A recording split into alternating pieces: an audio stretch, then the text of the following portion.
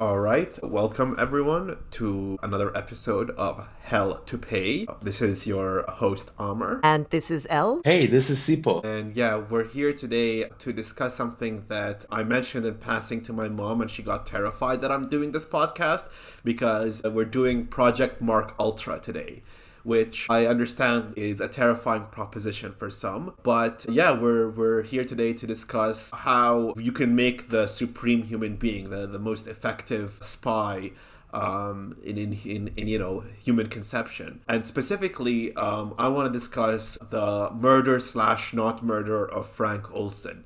The TBC of Frank Olson, who was one of the scientists who was involved with Project Mark Ultra. Have you guys heard of Olson, by the way? Not at all. No, I don't think I have either.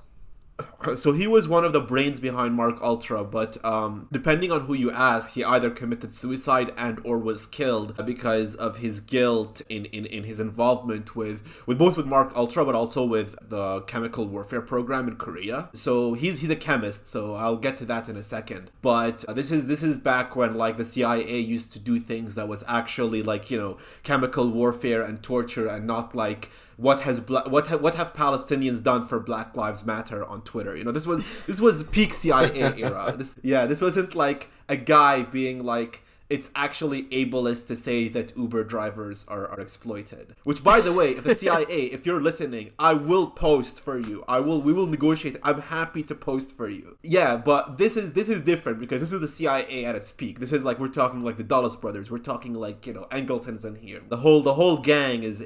So the year is 53. It's the Cold War. It's heating up fast, and the U.S. has stoked proxy wars worldwide. This is well, we say the U.S. has stoked proxy wars, but it's more complicated than that. But by 53, there's been wars in Kenya and Korea. There's been conflict in Vietnam, in Paraguay. It's all over. Like there's no. Whatever window there was for a peaceful coexistence with the Soviet Union, that sort of FDR, when FDR died, the hayseeds were in control. Your fucking Trumans, your Dulles brothers taken over. So it's completely lost. I always think about that. I think about, would there have been a moment where there could have been a peaceful negotiation with the Soviets? And well, this is the world we live in, so here we are. February 3rd, the Peping Radio, which is a romanization of Beijing, there's a broadcast on an article that has been published in China, basically talking about this broadcast about these two captured Marine Corps officers. They were captured during the Korean War, and they said that they were instructed by the Joint Chiefs of Staff to engage in germ warfare in Korea, which now we know happened for sure. At the time, there was denial, obviously. But as we see with documents today, it's pretty much certain that the Americans used both biological and chemical warfare agents in Korea. I think, didn't the US drop more ordnance on Korea than they did Vietnam? Yes. At least proportionally. To the point where 90% of all building structures in North Korea were destroyed. Any infrastructure, 90% of all infrastructure was destroyed by their ordnance campaign. And that's not including the smallpox, the measles, the chemical warfare like napalm, things like that. Now, in July of 53, the Americans, the North Koreans, the Chinese all sign the Korean Armistice Agreement, which crucially is not a peace agreement, but it's a ceasefire essentially. And at that point, there's been a big hay made of repatriating prisoners of war. And apparently 21 American soldiers refused to come home. They sort of defect and stay in China. They read quotations from Chairman Mao Zedong. They read the literature, and they're like, we like it here, actually. And apparently, I'm sure some non-zero number of people liked it. But as far as the Americans were concerned, every returning POW becomes seen as a potential security risk, like potential mole. This idea grips the American psyche, if you will, that these people who are coming back, not the ones that stayed, but the ones coming back, are actually coming back as sleeper agents, which, by the way, is very telling that the Americans are scared of this threat, because there's the classic thing every accusation is a confession, and now we know also that the Americans were doing stay behind networks across Europe. So it is telling that they are afraid of having stay-behind networks done onto them what they were doing with Gladio and like the Turks and all of that stuff in Europe. So they believe that there's only one way to like determine whether these veterans coming home from Korea were like, you know, secret spies, and it's like truth serum of some kind, some sort of brainwashing program where they can like get you to confess your deepest, darkest desires. This is also a plot point in one of my favorite TV shows of all time, Slow Horses, with the cicadas, the cicadas in the UK, which were like supposed to be as of course. Yeah, the Soviets infiltrating the UK with like, you know, long-term stay-behind network, played by the ever wonderful Ray Cherbega. So yeah. Great season. I enjoyed it. I believe you didn't enjoy it, but I thought it was lovely. Yeah, I didn't make it through. So that's the one in Istanbul, right? No, that's the one where the Russians are in like some village in the UK. Oh no, I like that one. It was Okay, just yeah, the yeah. third season. I couldn't really chime with the Istanbul one. Yeah, the Istanbul one was a bit dodgy, but I really enjoyed Ray Cherbega as like he is like straight out of standard casting for former KGB guy. Yeah, he's got that face. It was like that guy on Twitter the other week that everyone saw, you know, that photo of... Yeah, the guy who discovered fire, like the physiognomy of the guy who discovers fire, yeah. Right, the Russian member of parliament who used to be a boxer. Yeah, no, that guy can hunt mammoth. That guy, if your tribe is in need of meat, he will hunt you a large elk of some kind. Well, anyway, so this thing with the like discovering the truth like becomes an obsession with a certain segment of the CIA, and one of those people that is drafted to work on this is Frank Olson. And now it's November of '53, and Olson comes home one day in November, and he tells his wife Alice that he's made a terrible mistake. He's like not behaving normally. He's like sweaty. He's stressed. He says that he plans to resign from his job, but as far as I can tell, the CIA isn't one of those places where you can just hand a 2-week notice and walk away, especially at the height of the Cold War. I mean, now probably you can just quit. I mean, now you're probably going to get a severance package if Elon has his way with it, but at the time it was considered like, you know, you're in for life essentially.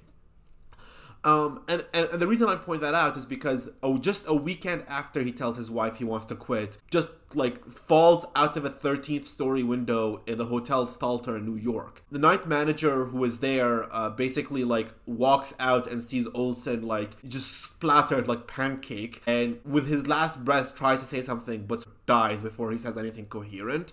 And then the NYPD show up. This is room 1018A. And they meet Robert Lashbrook, who's sitting on the toilet, sort of like casually, just, you know, hanging out. And it's just one of those things where like these guys, these names, they'll come up later over and over again. And it's not that, you know, it's easy to focus on these guys and become one of those, like, you know, the It's Always Sunny in Philadelphia meme where you have like spider diagrams of just guys connected to guys. But I think if there's one thing I want to reinforce in the story of Frank Olson, it's about power and like the power of the US state. Like the guys are just there because they happen to be there. They're replaceable with other guys. I mean, they do show up over and over in history, but that's because of their experience, you know? It's not necessarily that these are just uniquely ontologically evil guys. It's just the business of empire that these guys happen to find jobs that do these things. So in this event, we see something that is one of the most terrifying and insane thing the CIA ever did, which is saying a lot, by the way, which is Project Mark Ultra, which is the 1953 to 1967. Allegedly, that's when it stopped, but we know it went into the 70s. This sort of project to experiment on humans to develop, quote, a scientifically based system for extracting information from resistant sources. End quote, which is a Naomi Klein. She covers that. It's hard to decipher what, like obviously torture works. Like most insurgency campaigns or guerrilla campaigns will instruct their agents to last at least 3 days. If you get captured, last at least 3 days so the other members of your cell can go underground. That was like the classic instruction for like, you know, the Viet Cong, the IRA, etc. and so forth.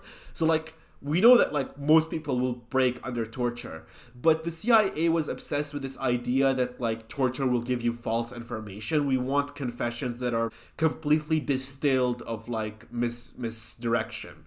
And this is where our the subject of this episode, Frank Olson, comes in, because he's a biochemist, and his role in Mark Ultra was trying to get some concoction of drugs that, if injected in the human subject, will get you to confess anything. Your brain, like the brain, will not lie. It prevents you from lying. But apparently, you know, the line between researcher and subject in this project is very blurry.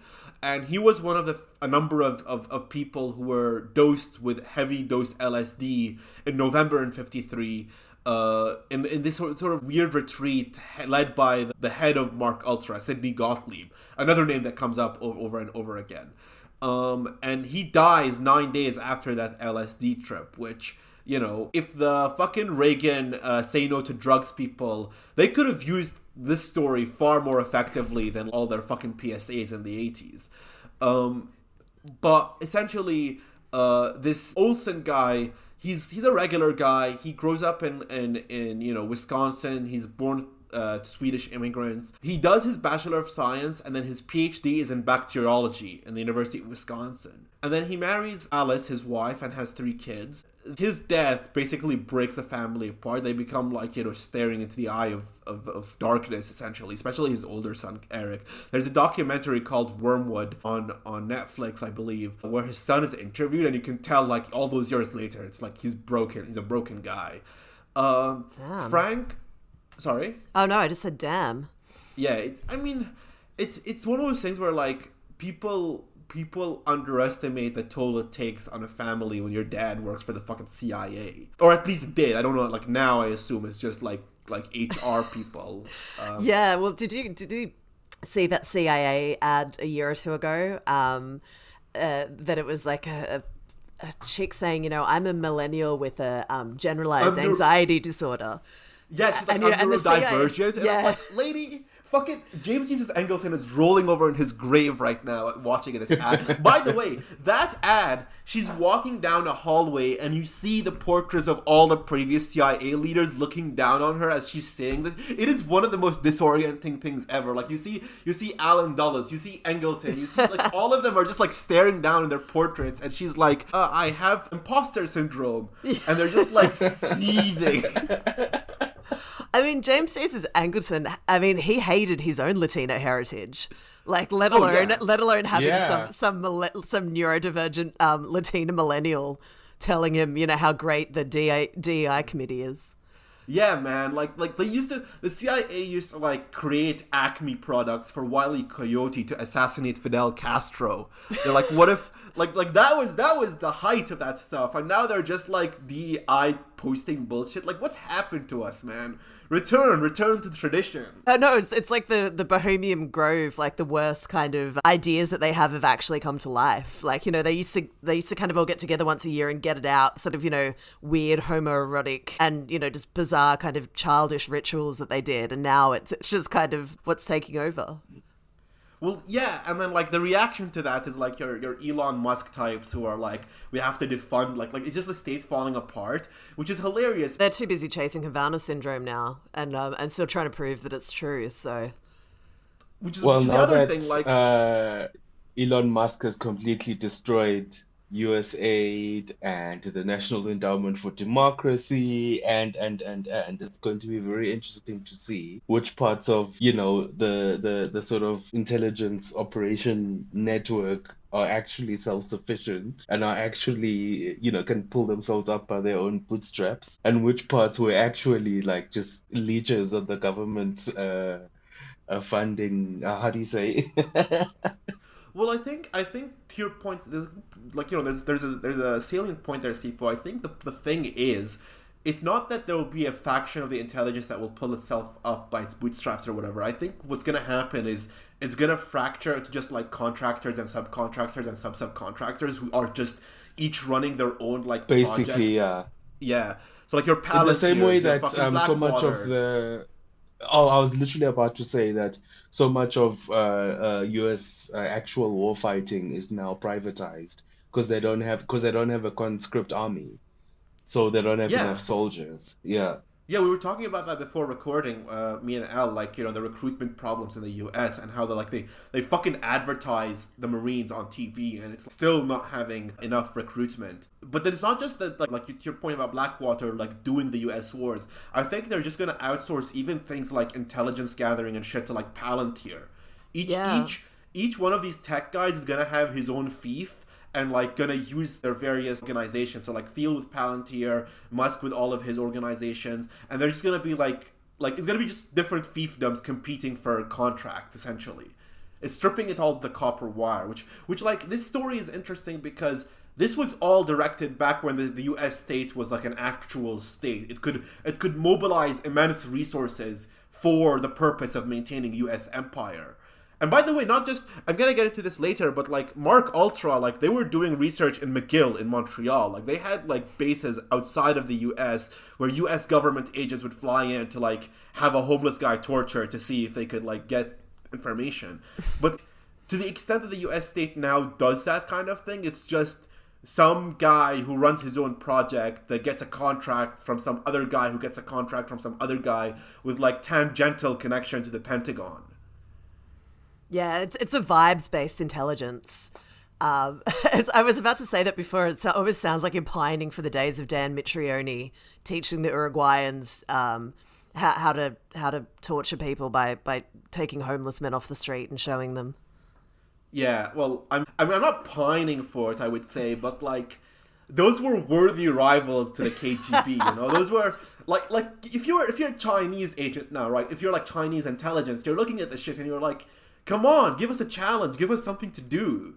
You know what I mean? Yeah, I mean, yeah, and they're all, they've got it made.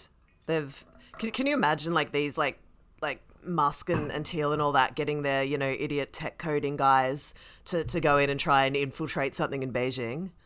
Oh my god, like it'd be like a fucking Tuesday lunchtime catch for like you wouldn't even get a medal if you're a PLA guy who catches them. You wouldn't even get a medal. You'd be like, this is your job description. Like, what are you doing? Like, yeah, they'd send out like the academy kids, yeah, for a it'd training be summer exercise, intern. just to pick up big balls. Yeah, Who has already confessed all of his crimes in a spreadsheet anyway.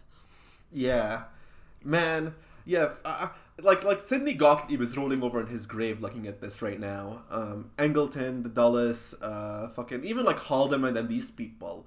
But anyways, Frank is one of those people who like when he went to college, he studied. He gets debt. He gets student debt, the classic student debt to military pipeline, and he enrolls in the training corps. Which is called to active duty when the U.S. enters World War II. And one of his thesis advisors, he gets Frank to join him at the Biological Warfare Laboratories program at Camp Detrick in Maryland, which is one of those places that is not talked about as much. Like everyone talks about, Fort Bragg. Thank God, by the way, they call it Fort Bragg again. Get woke out of my sex pest traffic. That is so funny that they did that.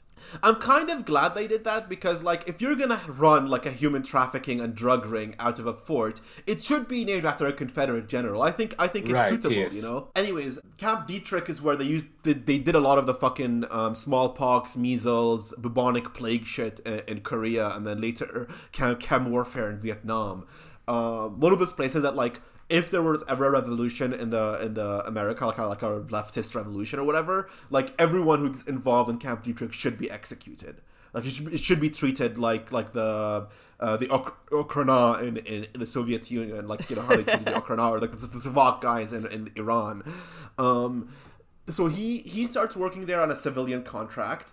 And when the war ends, he finds himself with a lot of new coworkers around the water cooler because this is when Operation Paperclip kicks off, and he meets a bunch of guys who have suspicious last names and speak with a very thick Prussian accent around the water cooler in Camp Detrick.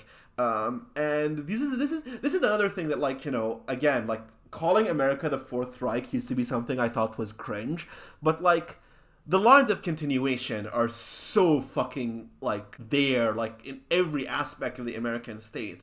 And you know, most of the guys were, like, the V2 guys, but there were a lot of, like, chem warfare guys as well, who came to America for bio and chem warfare.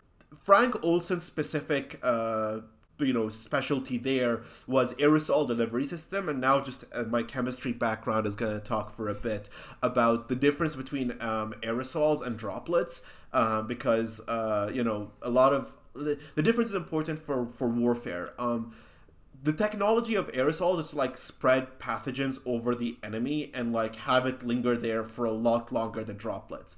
It's mostly just a size matter. Droplets are bigger than aerosols. And there's different arguments over what the cutoff is, whether it's 2 micrometers, 10, 20, even 100. But droplets tend to sink to the ground. They're good if you want to keep them on, like, surfaces.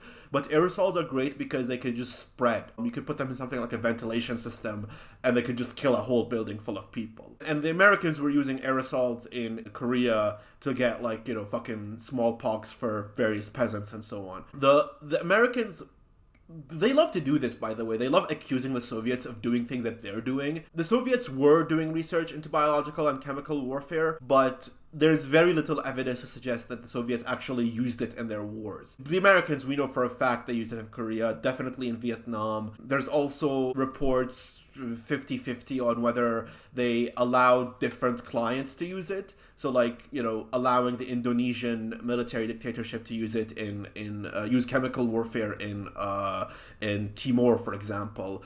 There's been accusations there. I don't know where I stand on that, but it's one of those things where, like, once you develop it, the Americans love testing this shit on people. What people need to know is that you actually do an incredible Kissinger, and I was waiting for you to break out into it when you mentioned Indonesia. But Mr. President, we must let Suharto drop the bomb on Laos and Cambodia. God damn it, Henry, get those goddamn Jews out of the State Department so we could get the chemicals on those goddamn Indonesians. That's my Nixon. It's not as good as my Kissinger. Which, by the way, is a fake accent as far as I understand. I mean, his brother said that he doesn't really, he pretends to talk that way for some reason. Seriously? Yeah. Also, your Nixon needs more just overt homophobia. Yeah, we need to bring that type of, like, guy back into because even the modern homophobes in the State Department are, like, they don't talk the way Nixon did. Nixon had a really nice sort of cadence to him, he would just throw the F slur there, like, to describe, like, which, by the way, accurate. When Tricky Dick described the Bohemian Grove, speaking of Bohemian Grove, describing Bohemian Grove as the, quote, F most F thing I've ever seen in my life, it is hilarious. Yes, Richard, that you're absolutely correct on that. Yeah. Mr. President, we must allow Suharto to drop tons of chemicals on Timor because the Soviets, you see, and the Chinese will think us weak if we do not. Mr. President, I urge you to allow this. God, I fucking hated him so much. Though I will say, one of the reasons I also hate Kissinger is because he stole the limelight from an equally evil guy that not a lot of people talk about, is Zbigniew Brzezinski. Like Brzezinski was just as evil as Kissinger, but because Kissinger is Kissinger, no one talks about Brzezinski, which that's a whole other conversation altogether. That is true, and we're stuck with his daughter on morning television as well in America, which is also a crime. That bitch is Botox so much. Just watching it try to. My most Joker moment is I want to do the thing he does in The Dark Knight where he breaks, like, the pool table, like the pool cue, and throws it, and it's like, to, like, make these gangsters fight, but it's all the failed daughters of various awful political figures that end up on Talk TV. And I'm talking specifically about what's her name, the McCain lady, McCain's daughter, and Meghan McCain. Brzezinski's daughter. Yeah, I want them to fight to death. Like, one of you needs to kill the other. Yeah, so, I mean, this comes later with Kissinger, but at this point, this is the LBJ, the Kennedy LBJ administration who's doing this, and And one of the things that the Americans were really concerned about during World War II was the quote-unquote research that the Germans and the Japanese were doing falling into the hands of the Soviets, should the Soviets, like, march, like, when they were marching on Berlin, and the fear that they would, like, capture research if they were to, like, do a land invasion of the Japanese islands.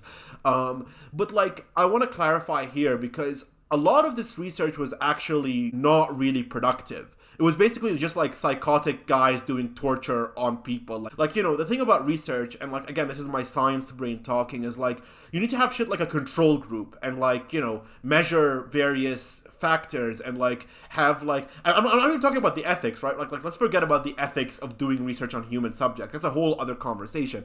I'm just talking about like the shit that Japanese Unit 731 did, and like the Nazis with their fucking Mengele and stuff. Like dosing someone with hydraulic fluid or whatever and seeing how they react isn't research, because you need to have like, you need to control for age, you need to control for size, you need to control for different types of population traits, and like you need to do it at such a large scale that it should be replicable. But like fingers off like fucking Mengele was doing at Auschwitz, or like the Japanese guys with their fucking injecting different types of sera into people, that's not fucking research. It's just pain for pain's sake. But for some reason, the Americans thought this was like valuable research that they needed to capture, which they did with Paperclip, and then with pardoning a lot of Japanese IGA and IJA guys. And this was all like something that Frank Olson was very aware of, because he was working with these people. So Olson's role was to create aerosol containers that would spray things like anthrax on target population, which is very convenient because in June of 1950, the US enters the Korean War to prop up the South Korean dictatorship against North Korea and its erstwhile allies, China and the Soviet Union. And as early as like a year into the war, and Bruce Cummings has really good research in this with his book, the Korean War. Like they were dropping like smallpox, cholera, meningitis, and the bubonic plague across the North Korean heartland. Look, I'm not gonna say that war like. The thing about wars in history, right, up until I would say World War II, is that using disease to cull an enemy population was more the rule than the exception, right? But like the whole point of the post-war order, quote unquote, as we understand it, is that we came as a society after World War II and decided there are things that are unacceptable for even for people engaging in war. There's something called the rules of war, the laws of war, and we're supposed to like as a human species agree that there's limits to what human war can do, which obviously like it's laughable because it depends on who the empire favors at any given moment. But the fact that this is like 5 years after the horrors of the concentration camps, and like the Americans are like, right, we're gonna drop anthrax on every person in North Korea, is telling about what again, I'm being polemic here, but the whole thing that people have been saying recently about like Israel has laid bare the truth about the rules-based international order, the sort of law, like the international order of the post-war era. That happened with Korea. Everything since Korea has just been shown that like nothing really changed. Anyways, yeah, that's just my spiel. I don't know, anti-communism was a disease. Like I'm very much of the opinion that the sort of global anti-communist crusade was the Third World War. Yes, it's just because it happened in so much of the developing world, and it was asymmetric that people just want to overlook it. Well, and it was obviously the justification for Western support for the apartheid state, which was still going as recently as 1986, when both I almost said Kissinger again, when both Ronald Reagan and Margaret Thatcher defended the apartheid state explicitly on anti-communist grounds. Yeah. I mean, you're right. It's a disease. It's also like self-perpetuating, like Reagan and Thatcher defending apartheid because of, as far as I can tell, and correct me if I'm wrong here, Sifo, like a lot of the people they accuse of being communists weren't really like Nelson Mandela did he identify himself as a communist? Oh, so that one is very interesting because obviously a huge part of the story behind Nelson Mandela was this idea that, oh, he was never a communist, and the apartheid government just wanted a reason to get him. When he died, so that would have been 2012, the South African Communist Party confirmed that he'd been a member of the Central Committee the entire time. So it Hell was yes. basically it was a very convenient lie, because had the apartheid state been able to prove that, they'd have executed him. I Okay, did not know he I was a stand comrade. corrected. Yeah, I didn't Yeah, know Yeah, that. no, he was. I thought that was just the standard white line. That is kind of cool though. Yeah, I mean, And he it was also he was the justifies Scarlet Pimpernel of the 20th century, quite literally. so what you're saying, Sifo, is that you're saying that Reagan and Thatcher's all of their actions were justified because he was a secret commie. We have this on record that you're saying that Maggie Thatcher is correct. She's But also not dead. She's the leader of the Shed. I was literally about to say they're both dead and we're alive, so it's fine. We won. Yeah. Well, we live in their world, unfortunately. But like okay, so I didn't know this about Mandela, which is shocking. But like they also accused fucking Mossadegh of being a communist, and like any like Nasser who Yeah, that actually was killed. quite. Yeah. Yeah, that was quite common. I mean, I think the story that truly encapsulates that kind of dynamic was Ho Chi Minh, who went begging hat in hand to the US State Department, and they told him to fuck off. So then when he asked the French Communist Party, they said yes, and that was it. Well, it's funny, like you mentioned Ho, and that's an interesting reference because a lot of the revolutionaries of the global south, I remember, I think it was Sukarno as well, Ho, they initially framed their like when they were dealing with the US initially before the US revealed itself, they would frame their struggles like they would draw parallels with the American War of Independence, and they would tell the Yes. Americans, like, they would quote the Constitution at them and the fucking Declaration of Independence and be like, you guys like this, you guys like revolution against colonialism, don't you? And the Americans are like, fuck you, we're gonna kill every last one of you. Well, I mean, Ho was working with the forerunner for the CIA, and then Of OCS, was it?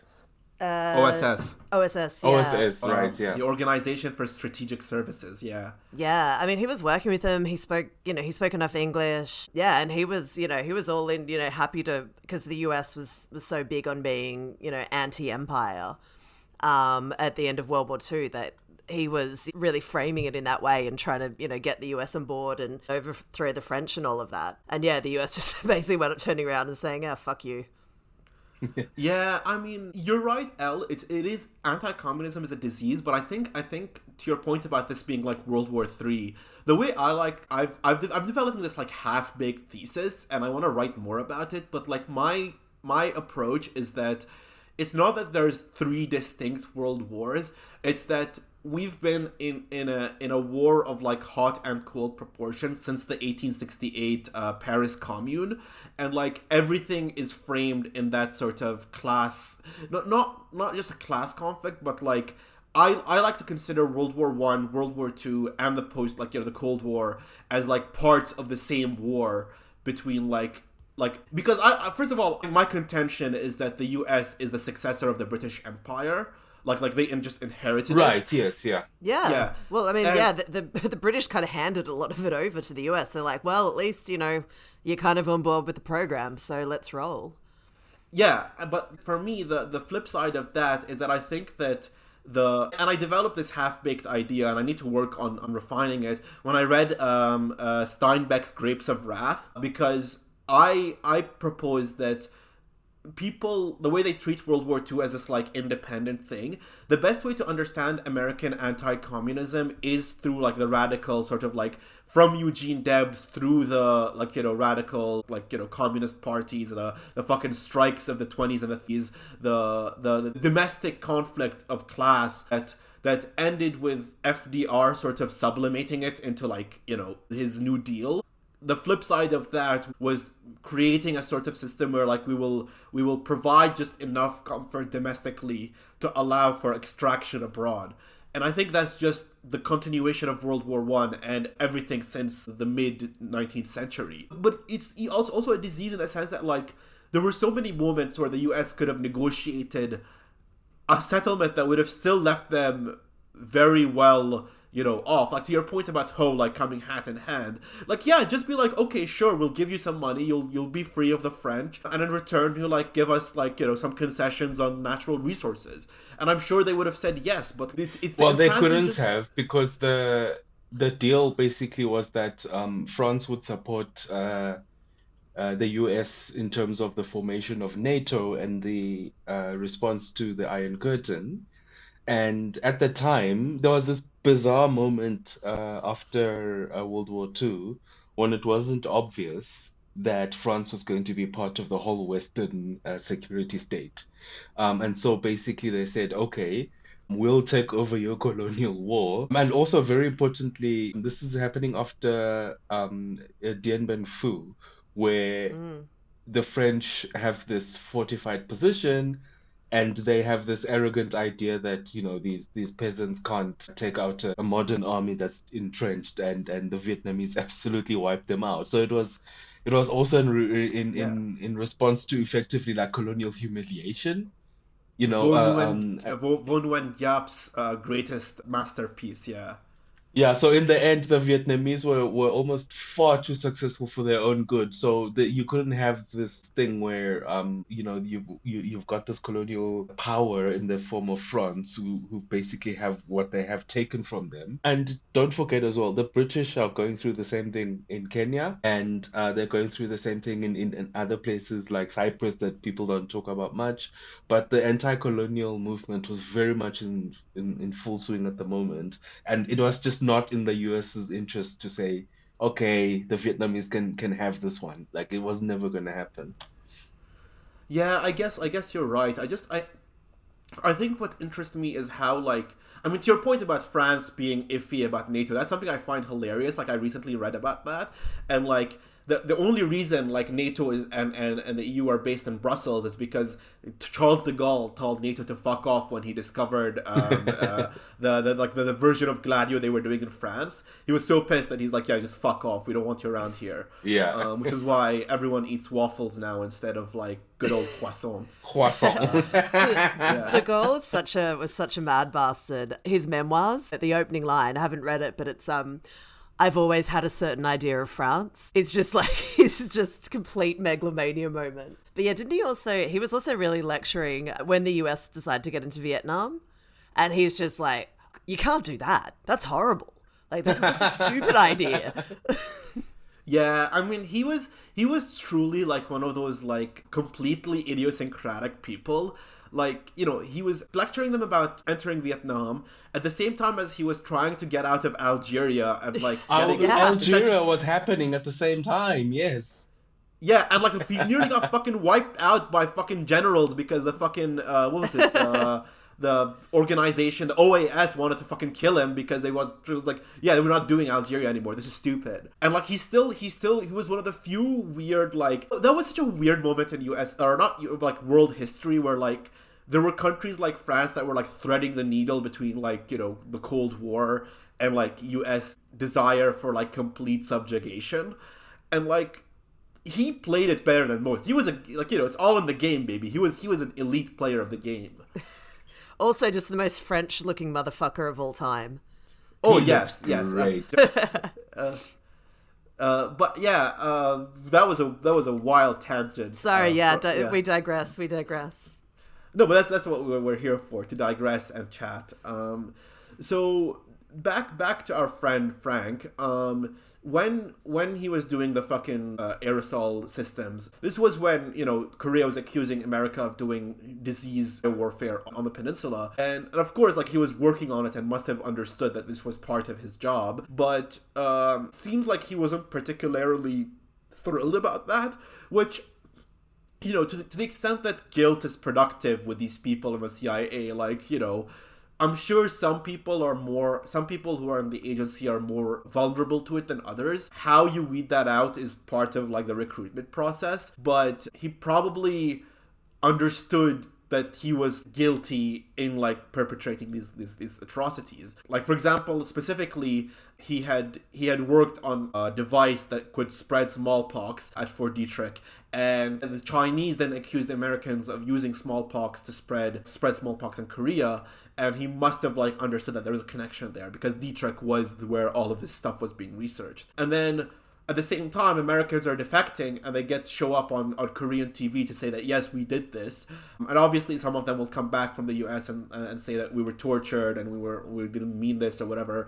But like, some of them also defected, so there's that sort of legitimacy there. And the US, in order to like delegitimize the testimony of these servicemen, would accuse them of being tortured and brainwashed, which I'm sure some of them were tortured, no doubt, but like some of them did end up defecting, and that's something that needs to be contended with. And I think the US wanted to believe in the brainwashing lie, both because it can delegitimize defectors in Korea, but also they wanted to learn how to brainwash people so that it can break people within the US, people that are seen as like potential double agents. This is also the era where you have like Kim Philby and like, you know, the fucking Cambridge 5 and all of that. And it creates this paranoia in the NATO intelligence agencies that like every other one of your coworkers is a Soviet spy.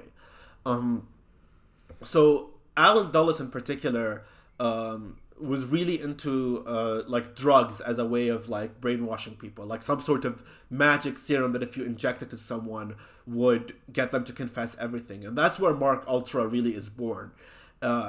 It's this experiment with acid, mostly acid, but other drugs as well, to try and get people to like confess everything. And the head of this program is a guy named Sidney Gottlieb, and he sort of corrals all of these CIA agents to essentially kidnap American and Canadian citizens, and Canada features heavily in this because one of the labs that they use here is McGill.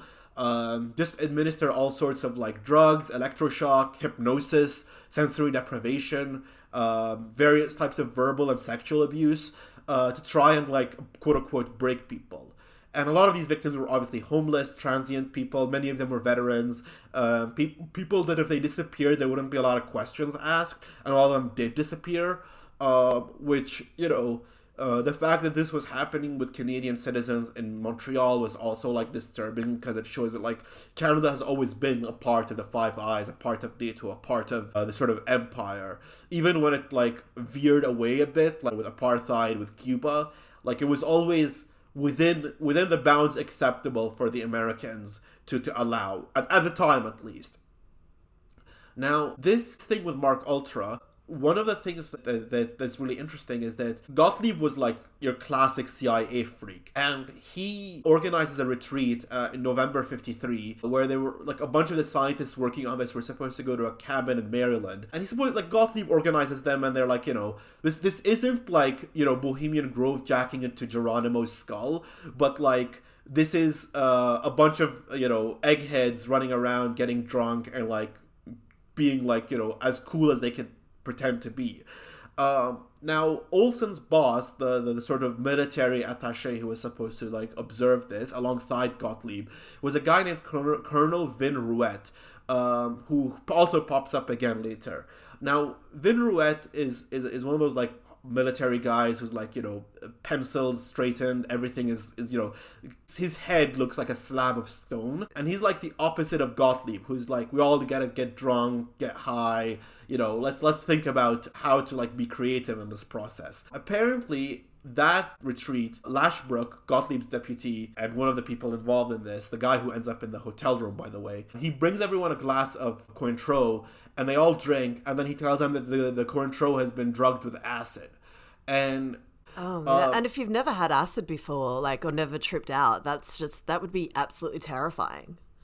Yeah, like, I would lose my fucking mind. Like, the last time I did acid, me and my friend ended up watching The Raid, that Indonesian movie, and, like, I gripped my teeth so hard I nearly shattered my fucking jaw. And that's like, deliberately doing something. Imagine if he just dosed me with acid. I would fucking lose my mind. And Contro as well. I mean, that stuff's just revolting. Yeah, it's yeah. I mean, what's worse, acid or Cointreau? So up for discussion. So apparently, like, by the way, like Frank Olson was supposedly like a very sober guy too. Like he was not like a guy who does drugs.